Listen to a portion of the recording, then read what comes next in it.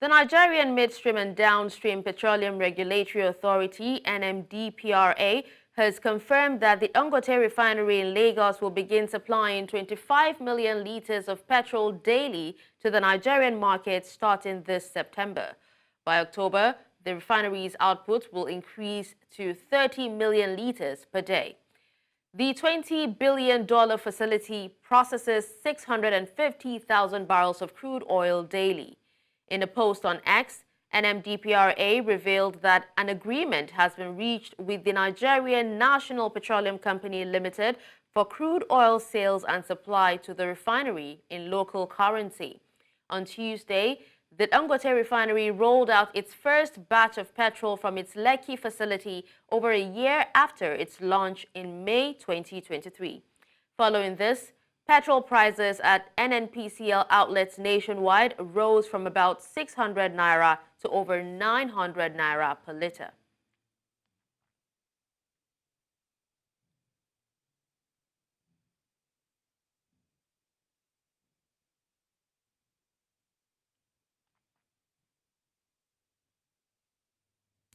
To discuss this, we're joined by Chief Executive Officer, Cowry Asset Management Limited, Johnson Chukwu. Hello, Johnson. Thank you for joining us on the news. Thank you for having me. Good day. All right. So how will the increased petrol supply from the Dangote Refinery affect the overall fuel market in Nigeria? So many people seem to think it's good news. Yes, absolutely, it's good news.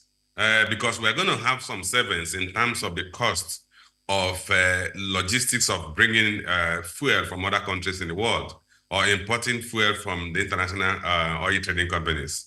Because where we have the proximity between the area of place of consumption, which is Nigeria, and where the product is refined, which is also in Nigeria. So costs like shipping charges, insurance related to shipping charges, lead time that may be associated with the time it takes the petroleum products, refined petroleum products to come from Europe to Nigeria, will all be saved. So you certainly have some cost savings that will accrue to Nigeria as a result of the fact that Dangote Refinery has started producing petrol. Okay. Now, Dangote himself said that the price of petrol will be fixed by FEC, which will be led by the president. Now, just to find out, will it lead to a significant, that's this rollout now, will this lead to a significant reduction in fuel prices? If yes, how quickly can we expect to see these changes? I think it might not lead to any significant, if at all, any reduction in fuel price. Because if there's going to be that reduction in fuel price, then we wouldn't have been talking of an increase in fuel price that was affected yesterday.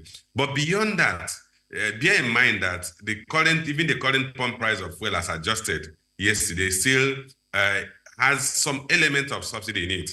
Because once subsidy is fully eliminated, Dangote wouldn't have a need for the Federal Reserve Council to fix the price of PMS or fuel. Currently, Dangote has been producing or refining ATO, which is diesel, and the federal government did not fix the price of diesel. Dangote refines diesel and sells to the Nigerian traders, who in turn sell to the average consumers, So similarly, that should also have applied if the pump price of fuel is based on cost plus recovery pump price. So, but because there's some element of subsidy, and that's what Dangote is saying, that it is the presidency or the executive council that will determine what level of subsidy that will apply. And that's why he said that the presidency or Federal Reserve Council will fix the price of fuel. Because what he's saying in effect is that it is the government that will determine what level of subsidy that will be integrated into the pump price of fuel. And that's why I said clearly, it doesn't, unless the government wants to further increase the subsidy. Otherwise, the only factor that will lead to a material reduction in the pump price of fuel is if Naira strengthens. As long as Naira is currently exchanging at the current exchange rate, obviously, the pump price may not move downwards. Okay, but what are the economic benefits of the Dangote Refinery, particularly in terms of reducing Nigeria's dependence of fuel imports and also saving on foreign exchange? Well, let's start from reducing Nigeria's dependence on fuel imports. The Dangote Refinery has a capacity to refine 650,000 barrels a day. Nigeria's average refined petroleum consumption prior to removal of subsidy was about 66.7 million barrels a day. After the subsidy removal, it dropped to about 44 million barrels. 66.7 million liters a day. After the subsidy removal on 29th of May 2023, it dropped to about 44 million liters a day. Of course, it has each backed about 65 million liters a day. So in effect, Dangote has the capacity when it begins to produce fully. Of course, the report that was announced by Nigerian Midstream and Downstream Petroleum Regulatory Authority, it stated that it will start producing 25 million liters a day and eventually move to about 30 million liters a day in October, which means up to October and beyond, until it begins to achieve full capacity, Nigeria will still have to import about 50% of its refined PMS. But in the meantime, we're going to have a reduction in that import. What that means is when Dangote becomes fully operational or it attains its full capacity, Nigeria may end up saving about 30% of our current import bill.